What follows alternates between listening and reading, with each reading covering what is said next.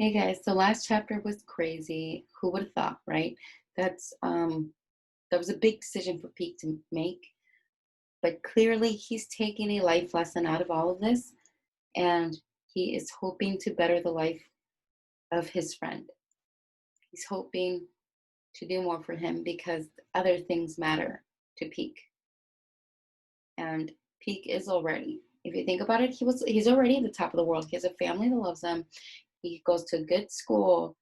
His family is well off. I mean, what else could he want? All right, but let's go ahead and continue down the mountainside.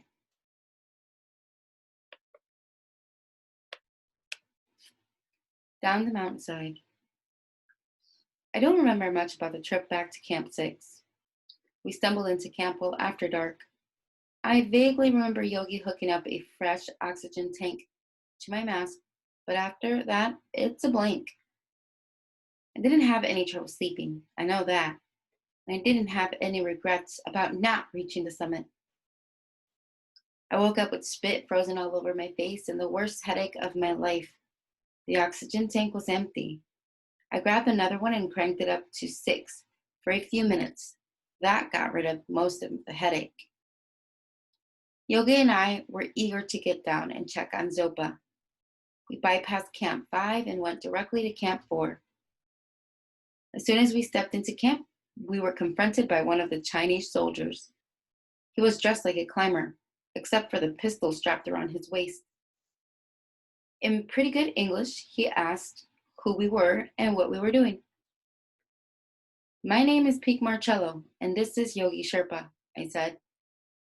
We took supplies up to Camp 5 and were headed back down to base camp. He called Captain Shek on the radio, and they had a long conversation in Chinese. The captain wants to talk to you, the soldier said and handed me the radio. This is Peak Marcello, I said. Joshua Wood's son? Right. What you doing on mountain? Like I told your officer, I helped take supplies to Camp 5. Josh is taking a climbing party up tomorrow. But you leave mountain. What are you talking about? I asked, enjoying myself immensely. I'm up at Camp 4. You have big argument with your father. Oh, that. He told me that he wasn't going to let me try for the summit. It made me mad, but at least he let me get as far as Camp 5. What about other boy? What other boy? Sunjo. Oh, him, I said. He's in Nepal, which was the absolute truth. I don't believe. I have soldier bring you and Sherpa back to base camp. Whatever, I said and handed the radio back to the soldier. They had another long conversation in Chinese, but I knew what this one was about. The other soldiers had gathered around the radio and were listening intently. The one with the radio finally signed off and shook his head with resignation, so he's upset. You don't have to escort us down, I said. We have orders, he said. It's fine with me, but we're going to base camp. Where else would we go? About that time, Josh came on the radio asking for me. The soldier handed me his radio again. Is everything okay, Peak? I guess. What's the matter with that captain? I don't know. Anyway, we're headed up to ABC tomorrow. So I guess we'll see you on your way to base camp. Thanks for helping Yogi get those supplies up to 5. I could see him and the others gathered at HQ monitoring the call from Captain Shek. No problem, I said. Is there any way you'd reconsider giving me a shot at the summit? We already talked about that, Peak. The answer is no. Maybe next year or the year after, when you're a little older. You're not ready. Out. I handed the radio back, trying to look disappointed. The soldier looked at me for a moment. Do I have your word that you are going down to base camp? I held up my right hand. You have my word. All I want to do right now is crawl into my tent and go to sleep. He nodded. Yogi and I headed over to Zopa's tent, not sure what we would find. What we found was a note. Peak. I left Camp 4 yesterday. All is well. I will see you on the road. Zopa. I was glad to hear he was okay, but the note freaked me out. It was addressed to me. The plan had been for me to top the mountain with Sanjo and cross into Nepal. How could Zopa possibly have known what I was planning to do? I didn't know what I was planning to do until I was 10 feet away from the summit. Yogi and I woke up early and left Camp 4 before anyone was awake. I wanted to give the soldiers an out so they could tell the captain that we had left before they were up. When we got to ABC, we were met by more soldiers. They were in uniform and looked uncomfortably cold. Once again, I was given a radio with a very angry Captain Sheck on the other end. You leave Camp 4? Right. Without soldiers? We left before light. We didn't want to wake them. Besides, we know our way down to base camp. We don't need an escort. Soldiers at ABC escort you. Fine. The two soldiers picked for the duty were delighted to be leaving ABC. We ran into Josh and his clients just as they were arriving at Camp 2. They must have left base camp early because they had made good time. Josh took me to the side out of earshot of the Chinese soldiers. Did you make the summit? He asked quietly. No. What happened? Ran out of steam, meaning he got tired. No worries, he said. What about Zopa Sanjonyash? Zopa got sick and didn't get past Camp 4. I don't know where he is now. I was hoping that you'd seen him. Josh shook his head. I'm sure he's fine. He probably slipped into the porter camp at night and is laying low. I hope so. And Sanjo and Yash? He asked. As far as I know, they're in Nepal. What? I told him about Zopa's plan. He broke into a broad grin. That's Zopa. Captain Sheck is going to flip when he finds out. Topping the mountain? He shook his head and turned a little more serious. How far did you make it? Above Camp 6. Well, you made it a lot farther than most people. We'll take you next year or the year after. We'll go up on the Nepal side. After Sheck finds out about Sanjo, I'll never get a permit to climb on this side again. When did Sanjo summit? 1:32 p.m., May 30th, a day before his 15th birthday. He put his hand on my shoulder. I wish it could have been you. No worries, I said. We go, one of the soldiers said. In a minute, Josh said, and turned to me. Sheck is going to detain you when you get to base camp and ask you some questions. Thaddeus will be there with you. In real life, Thaddeus is a lawyer and is fluent in Chinese and Chinese law. You'll be okay. I was going to be okay, but not for the reason he thought. And I was not going to join him on another Everest climb. I had enough of 8,000-meter peaks littered with corpses. I'm going home, I said. What do you mean? Back to New York. We'll talk about that when I get back down. I won't be there when you get down, I said. What's the hurry?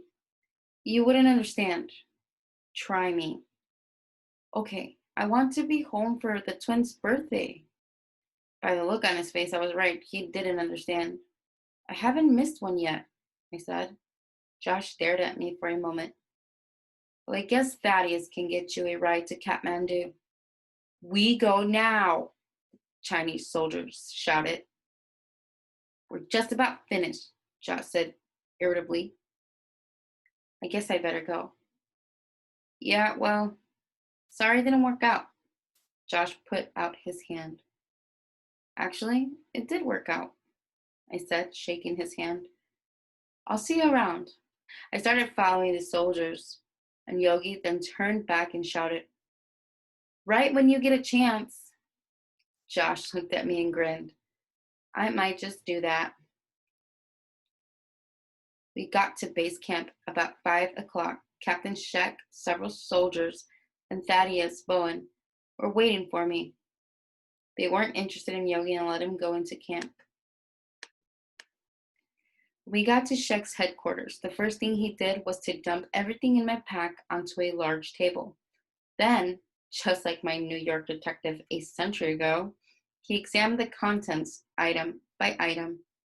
He found nothing of interest except for the digital camera Josh had gotten for me, JR's video camera, and my moleskin. He flipped through the moleskin, found mostly blank pages, and put it back down. The cameras he pushed to the side of the table. Sit, he said. There was a single straight back chair. I sat. He asked me the same questions he had asked me up at Camp 4, but this time he had a tape recorder going and a soldier taking notes. I answered the questions in the exact same way. When he finished, he told me I could repack my things. I began stuffing things back in, but when I got to the cameras, the captain stopped me. Not those, he said. You have no right to take anything, Thaddeus said. Cameras will be returned after we look. Well, there better not be any damage to them when they are returned, Thaddeus said. Some lawyer, I thought. Glad he wasn't defending me when I was in front of that NYC judge. I'd be in jail right now. When we got outside the building, he whispered, was there anything incriminating in those cameras? Was there anything that could get us in trouble? It's a little bit late to be asking now, I said, but the answer is no. I took the memory card out and put a blank one in. Where's the memory card? Someplace safe. It was actually stuffed in my sock. I was tired. I started toward my tent, and it wasn't until I got there that I remembered I didn't have a tent there anymore. I crawled into Josh's, and I was a little surprised at how tidy everything was. All the clothes were neatly folded, gear stored in boxes. He had a little folding desk with pens, paper, and a laptop computer. Next to the computer were 2 stacks of mail. The first stack was addressed to him. The second stack was addressed to me. My stack was a lot smaller than his. I could have gotten mad again at the whole mail thing, but I didn't have the energy or the interest anymore. Like I said, you don't get to pick your name or your parents. Joshua Wood is what he is. I couldn't change him or the fact that he was my father. All I could do is try not to become him. I opened the big envelope addressed to Peak P.P. Marcello. Inside was a drawing in a smaller envelope. Written on the outside of the envelope was Airplane Far, 6-year-old spelling. Inside was $67.86. Not quite enough to get to New York, but I still had Ralph's $300 and the credit card. I pulled out the drawing. It was an invitation to a birthday party. I would have to hurry if I was going to make it in time. I started toward HQ to find Thaddeus, but on the way I heard a truck start. I ran over to see if I could hitch a ride and found Yogi in the back. The drivers charged me $100, but I didn't care. I would have paid twice as much. I was on my way home, and the truck was nicer than the one we'd taken to the mountain. The covered bed was empty, with plenty of room to lie down and sleep. The 2 drivers took turns at the wheel, and were both in a hurry. They only stopped for fuel, which was fine with me. When we came to the road above the Friendship Bridge where the prisoners had been chipping the boulder, the truck slowed, then came to a stop. Yogi and I hopped out of the back to find out what was going on. The boulder and the prisoners were gone. In their place was a Buddhist monk with a shaved head and an orange robe. He was talking to the driver with his back to us. As we walked up, he turned around and smiled. It was Zopa. He looked fully recovered, as healthy as he had the first day I met him in the Indrayani temple. How did you get here? He held up his thumb. I hitchhiked. Somehow I doubted that. Why would someone drop him off on this lonely stretch of road? The only thing nearby was the border crossing at the Friendship Bridge. Unless he had asked to be let out here. I will see you on the road, his note had said. I figured he messed up the phrase and meant down the road. I guess I was wrong. The 3 of us got into the back of the truck. I thought we were in for a big hassle at the bridge, but when we got there, the guards looked in our truck, glanced at our papers, then waved us through without a word. We made one more stop before we got to the airport in Kathmandu. I complained that I needed to get to the airport, but Zopa made a good point. They will not allow you on an airplane looking and smelling like you do. The monks at the monastery washed my clothes as I took a long bath. Zopa rode to the airport with me. Before going into the terminal, I pulled out the note Zopa had left for us at Camp 4. How did you know you'd see me on that road? Zopa shrugged. The answer didn't surprise me. I unzipped a side pocket on my pack and pulled out the memory card. You might need this to prove Sanjo got to the summit. Zopa took the card and stashed it in the folds of his orange robe. Will we see you again in Sagarmatha? I wanted to shrug my reply, but I couldn't because I knew the answer. No, I said, but I might return to Kathmandu to visit. You are welcome any time. Zopa bowed and gave me a blessing. When he looked up, he said, Thank you for what you did for my grandson. I returned the bow. Thank you for what your son did for my father. Guys, it's telling as to how much Peak values family. He cares about Josh. He just doesn't want to become Josh.